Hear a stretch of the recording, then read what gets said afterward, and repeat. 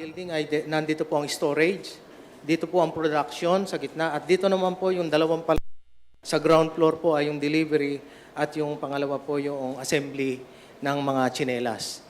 Noong ika-13 po ng Mayo ay nagkaroon po rito ng sunog at gusto ko lamang pong ikwento kung ano po ang nangyari ayon po sa resulta ng investigasyon at ng ating po mga witnesses. So nagkaroon po ng may sira po yung kanilang roll-up door dito po sa ground floor nitong building na to. Dito po. So, nagkaroon po sila ng pagwe-welding para makumpuni po yung roll-up door.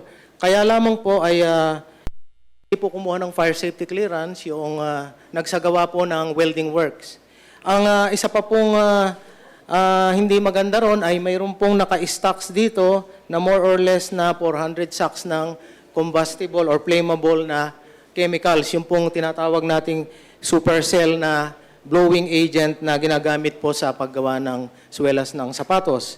Ito po ang chemical na to ay napakadali pong masunog nito at pag nasunog po ito ay tuloy-tuloy at nagpo-produce po ito ng mga superheated gases at saka toxic fumes. So nagwe-welding po yung repair. Yung pong welding sparks ay nalaglag po sa sako ng chemicals. So initially po, isa lamang po yung nagsisindi hanggang sa kumalat na po yung apoy.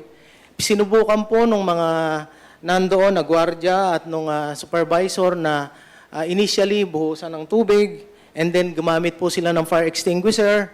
Hindi rin po naapula ang apoy. Hanggang sa nadamay na po yung lahat ng sako at nagkaroon po ng explosion.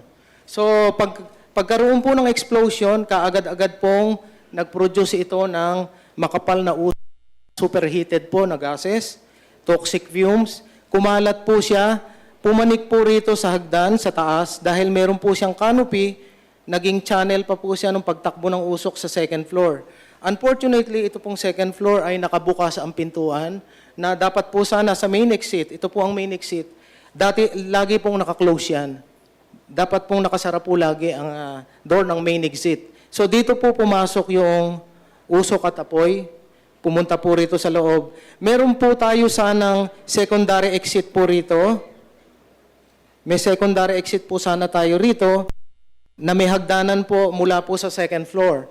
Unfortunately, yung pong ating secondary exit ay hindi po protected.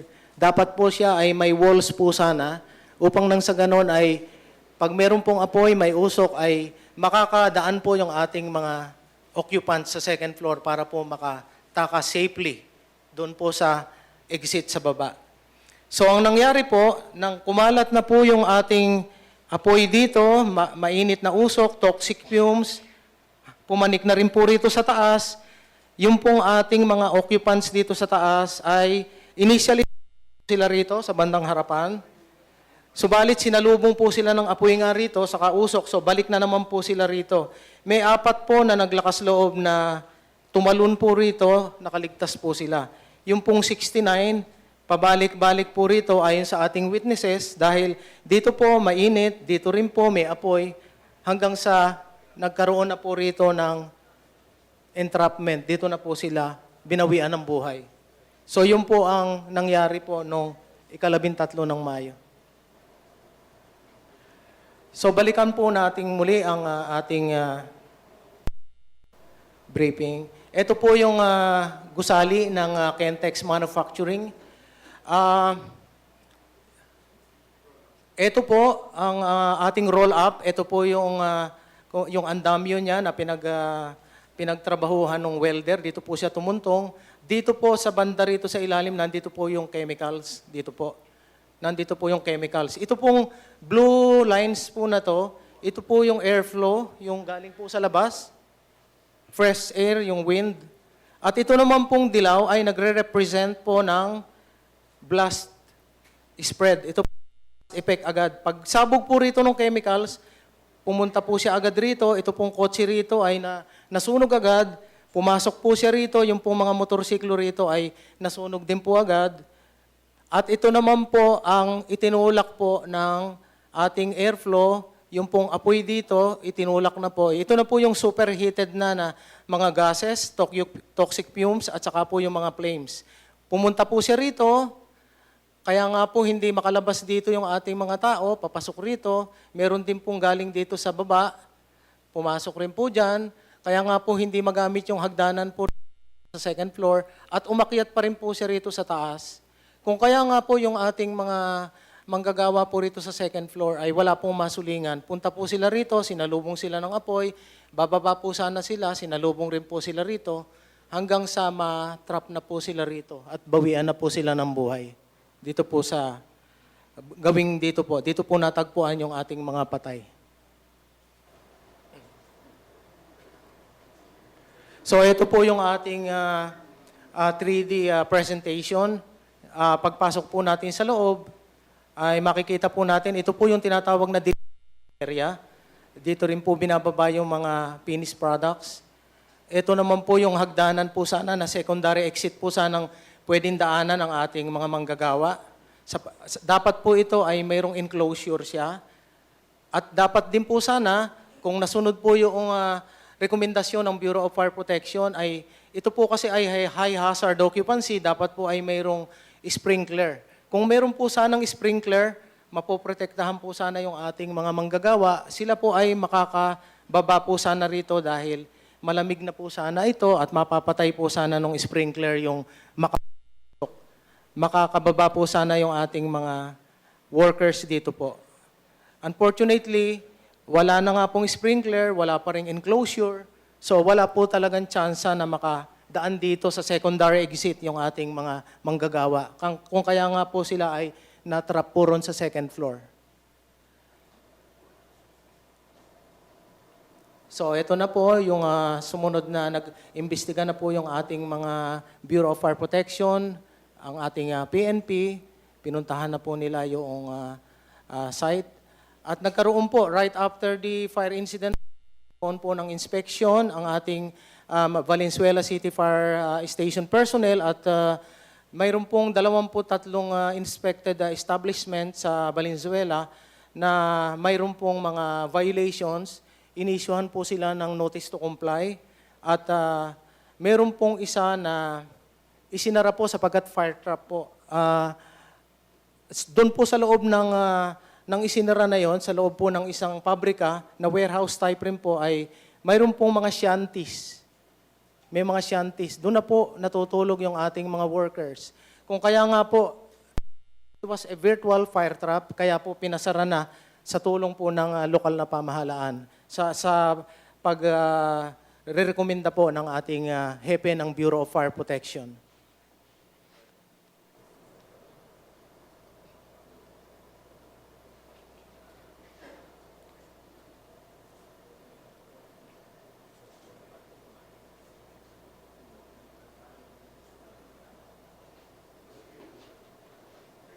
Sir. Magandang hapon po sa lahat. Yung tinatayang 300,000 establishmento sa National Capital Region na pagkatapos ito sunog sa Kentex, nung natuklasan nga na, siyempre, tatanungin natin, ano ba nangyari, bakit nangyari ganitong trahedya? So, lumabas, marami mga violations ng fire code. For instance, no? Yung pag meron kang empleyado na 40 pataas, kailangan automatic na yung fire sprinkler system. So, 72 po yung patay dito, maliwanag na lampas sa 40. Meron kailangan na fire detection and alarm system, not existing. Merong protektadong fire exit sa loob ng pasilidad. Pinapakita ng ating direktor ng Bureau of Fire Protection, yung exit dito sa likod, dapat punta ako dito. Para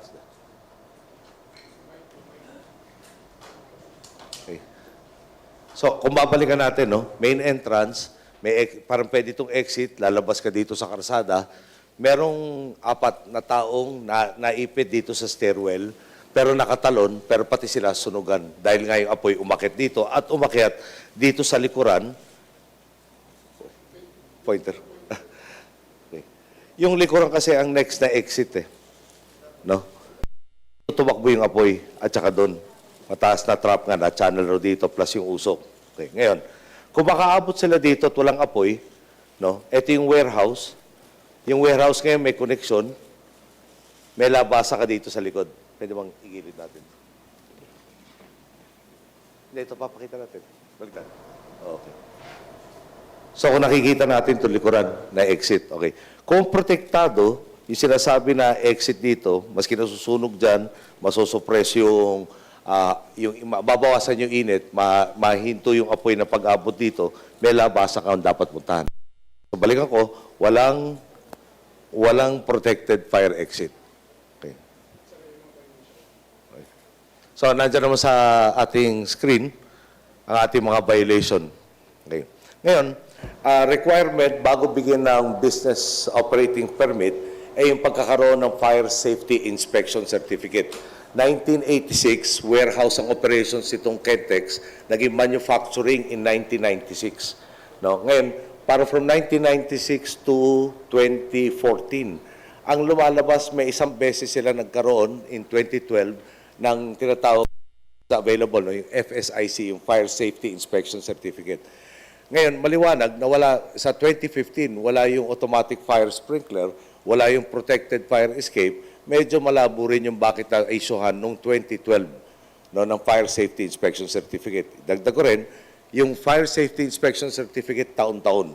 Kailangan meron yan. Okay. Yung kanina dinidiin natin, Director ng Bureau of Fire Protection, yung pag gumagawa ka ng hot works tulad nitong welding, kailangan i-inspectionin rin ng fire marshal at bibigyan ng authority para i-conduct yung tinatawag na hot works. May chemicals, highly combustible, yung supercell blowing agent. Okay. Ngayon, nagwe-welding sa parang bagas doon sa tabi niya, kung saan may takip lang yata ng tarpaulin, pag uminit to, pwede sumabog, no, pwedeng masunog at pwede sumabog. At yung nga nangyari. So, hindi siguro sa akin, no, bilang layman, siguro pag may gasolinahan, ayusin yung bubong ng gasolinahan at kailangan ng welding dyan. Siyempre, hindi mo naman itatapat yung sparks nung welding doon sa gasolina. Tama. Simple lang naman yun. Dito, ay sa fire code, kailangan sila ng permit para sigurado nga walang threat. Okay. So, isuma po natin yan. No? 1996 na nag-umpisa sila manufacturing, wala lumalabas nga itong yung kailangan o requisitos ng fire code. At ito, parang sa Ingles, na tinatawag na this was a tragedy waiting to happen. Okay, ngayon, 300,000 establishmento ang nasa National Capital Region, kung saan sinusuyod na ng Bureau of Fire Protection, meron rin mga tinetrain na mga tao ng PNP, at siyempre nakipag-ugnayan tayo sa lahat ng local government unit para masiyasat ang bawat isa at malaman kung may peligro silang pinapakailan mga magagawa.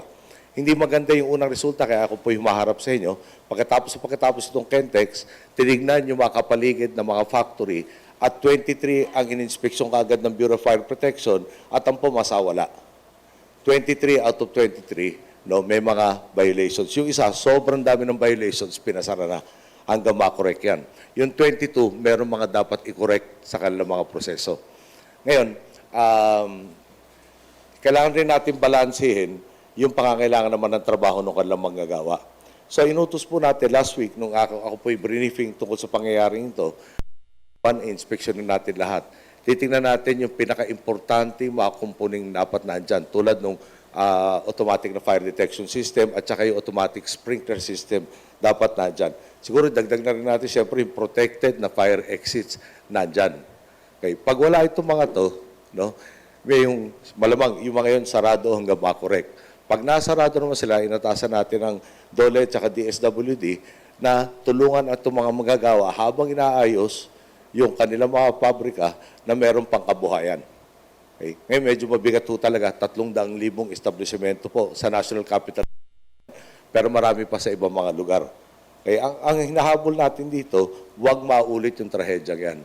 So, marami hong ginagawang kilos ngayon sa investigasyon patungo sa pagkakaroon ng, sorry, ang dami ko na pala mic. Patungo sa pagsasampa ng kaukulang mga kaso sa mga nagkulang na hindi sumunod sa mga batas na nandyan na. Okay? For instance, yung local government unit, alam nyo na requirement yung Fire Safety Inspection Certificate. Binigyan nyo ng business permit. No? Binigyan rin ng Certificate of Occupancy na wala itong Fire Safety Inspection Certificate. I think isang taon. No? Medyo marami-raming taon mula 1996 hanggang 2015. At sa records pong naipakita sa atin, iisang taon lang doon ang meron at yung pagkakaroon ng Fire Safety Inspection Certificate na yun, mukhang malabo. Dahil nga, wala yung mga requisitos tulad ng automatic fire sprinkler system at saka ng protected fire escape. Okay. So, makikipagpulong bukas si Secretary Rojas kasama ng ating mga mayor sa NCR para nga paigtingin tong kampanyang to, maharap ako sa taong bayan para paliwanag kung ano nangyari, anong ginagawa natin sa kasalukuyan at naghihikayat na makipagtulungan po sa para kunyari, mga manggagawa nito, nakita na itong pabrika nila ay wala itong mga requisitos na to, ipaalam kagad sa local government unit, ipaalam doon sa ating mga fire station, sa PNP, sa DILG, para mapabilis yung proseso ng pagsasaayos nitong mga tanggapan na to para sumunod sa mga batas na matagal nang nandiyan sa ating mga libro. Okay. So, ito ang hinahabol ho natin, hindi maulit ang trahedyang to at talaga namang mapagdiinan sa pamamagitan ng mga kasong isasampa, lahat na nagtulong-tulong para magkaroon ng ganitong trahedya. Okay? May requisito natin hindi pwedeng nabawasan ang mga nabiktima dito kung sinunod lang yung mga batas na matagal nang nandyan. So, may mga nagkulang sa kanilang mga tungkulin at yung pananagutin natin. So, malapit na yata tayo sa proseso ng preliminary investigation para sa lahat. Fact-finding leading to the preliminary investigation, pinamamadali natin yung proseso para naman masigurado makasampa na ng kaukulang kaso at baka biglang mawala lahat ng mga dapat managot dito.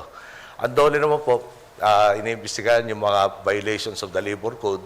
Siyempre, isa sa mga pinapasagot ko sa kanila, tila manpower agency dito, ang may-ari ng manpower agency ay 19 na taong gulang estudyante.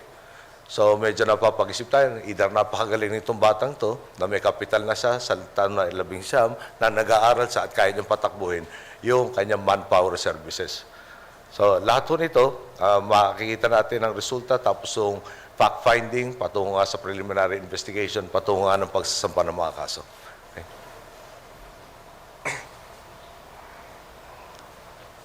Meron lang pong katanungan. Ang una pong magtatanong ay si Binibining Evelyn Quiroz ng Balik. Good afternoon, Mr. Good President.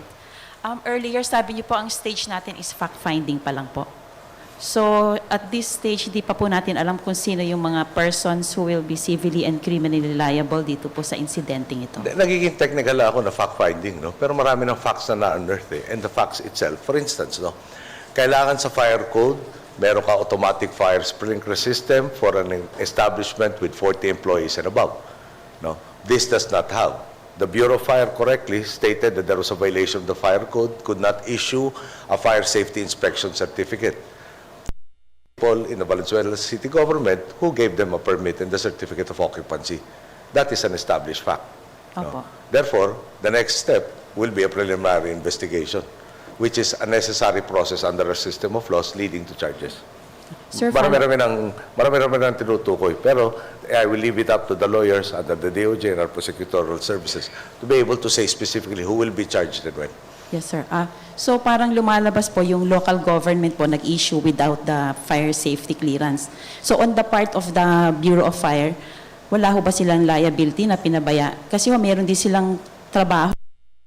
Mag-inspection din po sila gaya po ng inutos nyo na earlier na yung 300,000 establishments ay inspeksyonin po nila. Di po ba meron din kakulangan sa parte ng BFP? Yung sa records na pinakita sa atin, kaya nga wala silang FSIC, may violation. Ginawa ng BFP trabaho nila in 2014. In-inspect, may kakulangan, in-inform ang kakulangang kumpanya, at saka, ito, pagkaintindi ko, local government unit rin, na, well, hindi naman lang kailangan inform. Kailangan magpresenta ng aplikante yung FSIC. Wala siya na ipresenta, hindi pwedeng bigyan ng permit. Bakit? So parang yun ang panigurado ng gobyerno ng mga batas para mapangalagaan yung kapakanan ng manggagawa. So in 2014 and other years, kasi pinakita lang na meron silang FSIC was in 2012.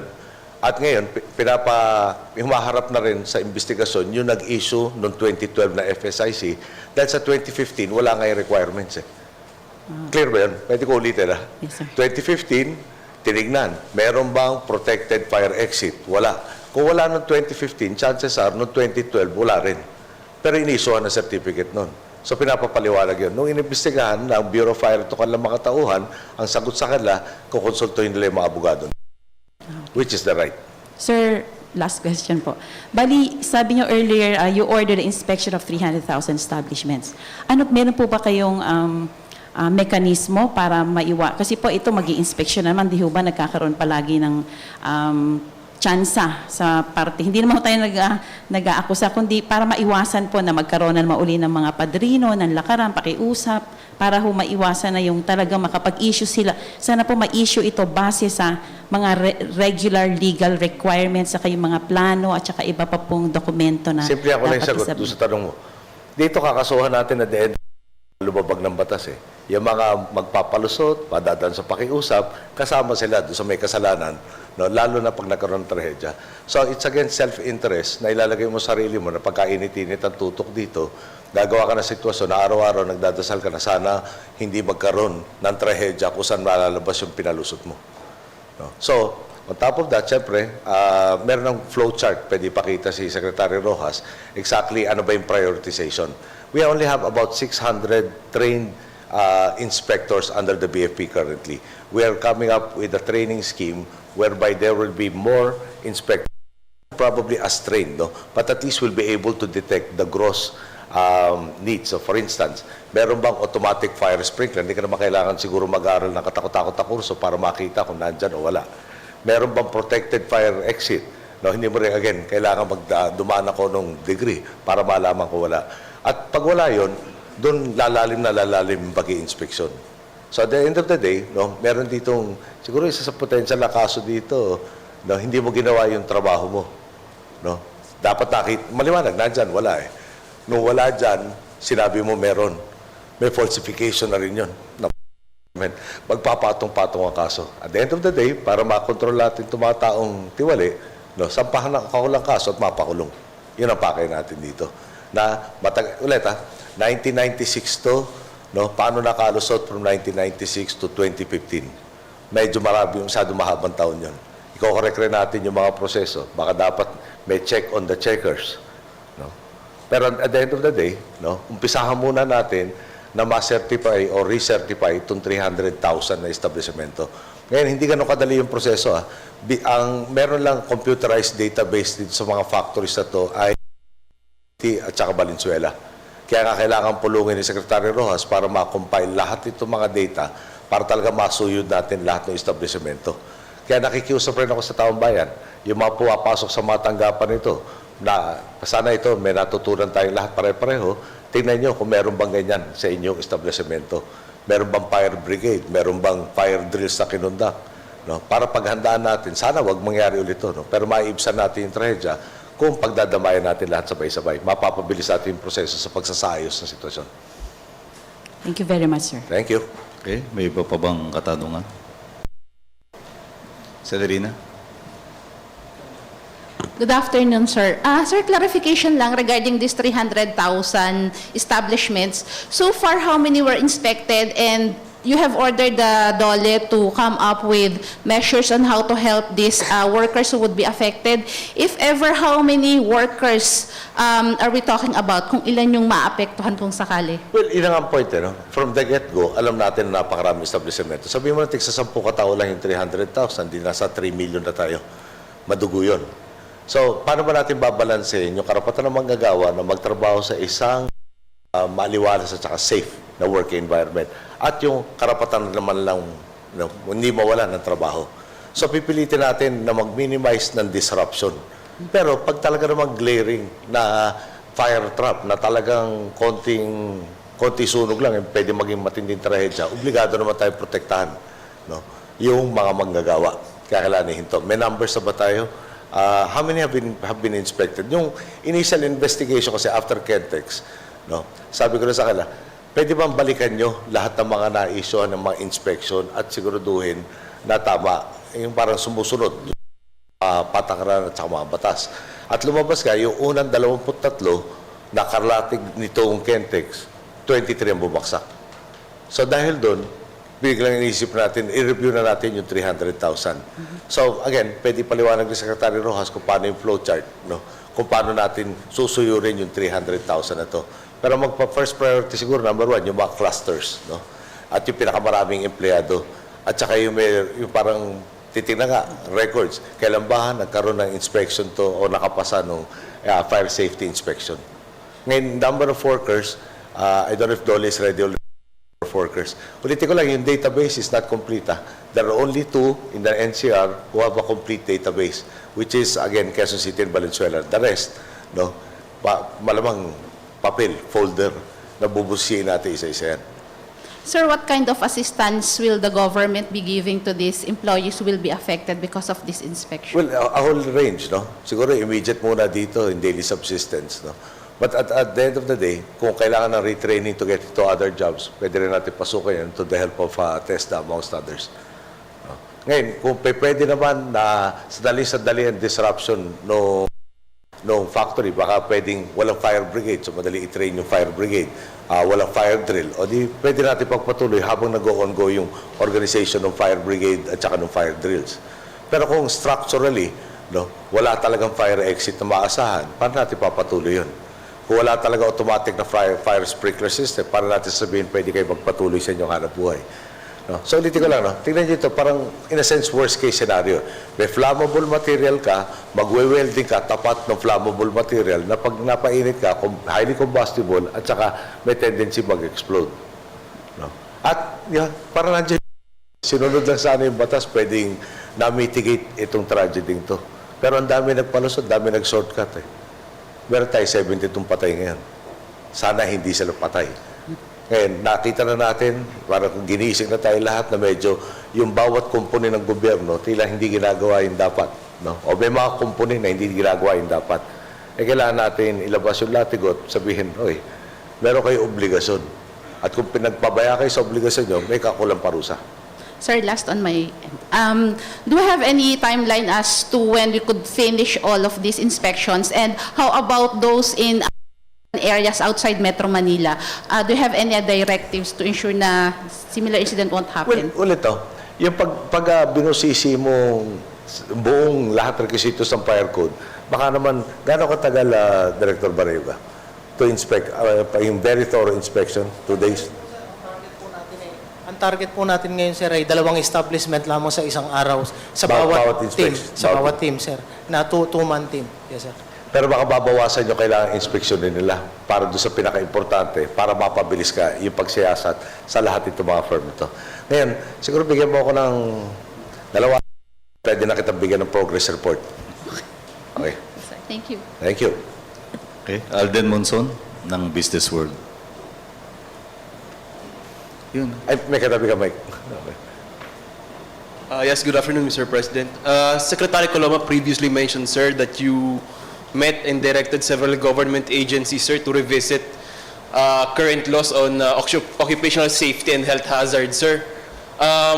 What changes, sir, can the public expect on these laws, and do you think that these are still doable under your term? Well, yung ulitin ko lang, currently, lahat ng batas nandyan na at mukhang adequate.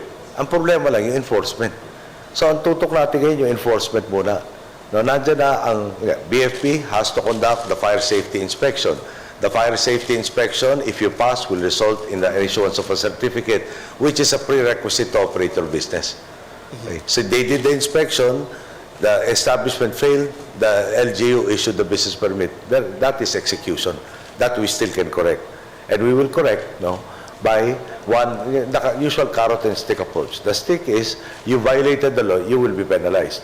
The carrot is those that lack the capacity to be, no, we will help them to enhance their capabilities to enforce all of these laws. So that is the takeaway and the doable in the remaining year of our term.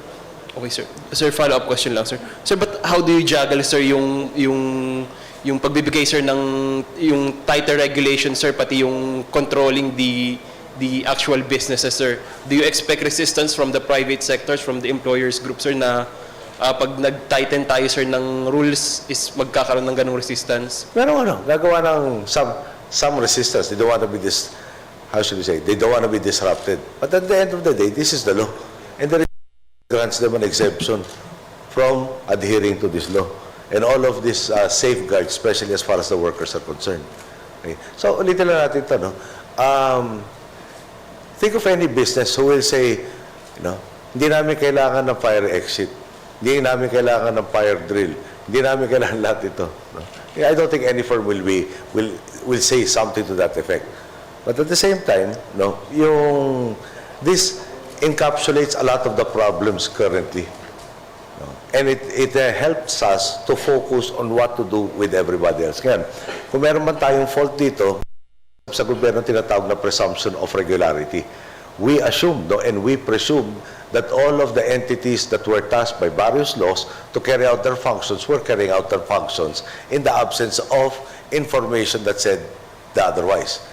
This tragedy shows us that in the case of the issuance of these business permits, there was laxity in issuing. They actually had no authority to do so. They did so, and there are people who died because of their lax enforcement of the existing rules. Then they have to answer for that.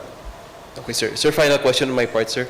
And I just need you to say this, sir. Sir, what is the position of the administration on criminalizing violators of this rule, sir? Kaya nga meron tayong preliminary fact-finding, preliminary investigation leading to the filing of charges. And the charges have the nature of a criminal action. Hindi administrative action to. No? One of the charges that is being studied is reckless imprudence resulting in homicide. Multiple homicide. Okay, salamat. Ang susunod po ay mula kay Florante Rosales ng DCRH. Mr. President, magandang hapon po. Most of the workers na namatay po ay mga contractual. And do you have any instructions sa DOLE or sa institutions natin like Congress na pag-aralan po itong labor contractualization law natin para hindi naman maging biktima ulit yung mga susunod natin kababayan? Can I ask the Secretary of Labor to respond? Yes, who sir. is the expert? Mike. Mr. President, meron na pong pending bill criminalizing po yung violation po ng occupational safety and health. And because of this incident, it's being prioritized by the Labor Committee and of Congress. Sa Labor Code din po, pag mga underpayment or failure to pay the necessary wages and benefits other than double indemnity, may basis din ho to file criminal action. Di lang po administrative liability. Yun pong doon sa subcontractor na it-turn out na hindi naman po siya registered, inaaral din po yung posibilidad na file ng criminal case dahil wala naman po siyang basis to recruit. And he was able, the CJC was able to recruit, and the workers recruited were deployed to Kentex. So yun po yung aspeto, both administrative and criminal. Linda, para clear lang. Since he was not authorized to recruit, when he recruited, is he an illegal recruiter? Hindi po, sir. Prohibited. Labor-only contracting po ang... Labor-only contractor po siya, LOC. Okay. Iba po, sir, yung sa overseas employment na kilalang-kilala na pag walang ehensya, labor recruiter. Sa domestic naman po, kung subcontractor siya, ang tawag po ay labor-only contractor na prohibited po sa batas. Bawal po yun. Okay. So, sir, sa Congress to fast track or maging priority bill yung Sinabi na Linda, no? There is an impetus, they're prioritizing it. Tsaka, I think Congress will resist the phrase, I instructed them to do this or that. Okay, sir. No? Mga sensitive yung ating mga kaibigan dyan. Thank you. Gusto ko lang pagdiinan, no? At para hindi mamiss. Nagkaroon ng Kentex, tingnan natin, baka may mangyaring Kentex pa. So sa paligid lang nila, another 23 establishments were checked. And I'd like to emphasize, 23 in inspection, 23 bumagsak. 100% ang bumagsak.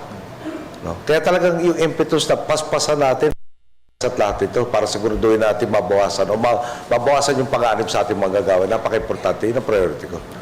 Thank you very much, Mr. President. Thank you, brother. Huling tanong po mula kay Alex Calda ng DCMM. Good afternoon, Mr. President. Kung meron pa pong preliminary investigation na isasagawa, meron po ba tayong timetable o target date na para kung kailan may papile yung kaso doon sa mga dapat managot sa nangyari? Salamat po. Siyempre, kung ako masusunod, kahapon sana, no? Pero may mga proseso, may mga mandato na pasasagutin, may reglementary period kung ilang araw para sumagot doon sa paratang, pag-i-issue ng counter affidavit, doon sa counter affidavit, lahat po niya nasa rules of court, no? Na kailangan natin sundan dahil tayo tagapatupad ng batas. No? So, bibigyan natin dapat yung karapatan, yung mga akusado, na mabigyan sila ng pagkakataon pagtanggol na sarili nila. At yun, obligasyon rin natin. Thank you, sir. Thank you. Okay? Maraming pong salamat, Ginoong Pangulo. Maraming Maraming pong salamat sa inyong lahat.